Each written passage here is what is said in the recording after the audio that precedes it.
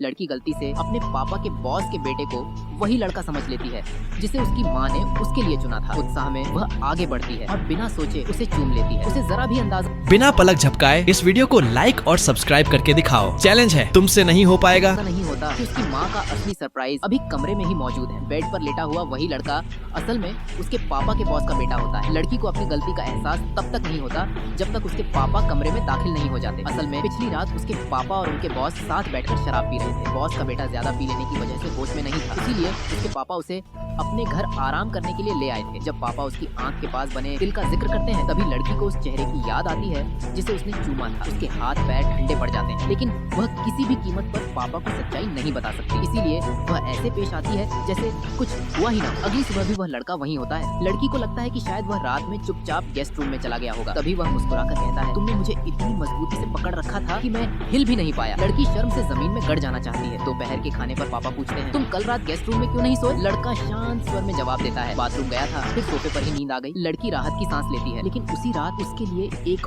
और झटका तैयार होता है। वह लड़का फिर सामने आ जाता है। पता चलता है कि उसकी मंगेतर ने उसे छोड़ दिया है और उसकी माँ ने भी उसे घर से निकाल दिया है। अब वह कुछ दिनों तक इसी घर में रहने वाला है।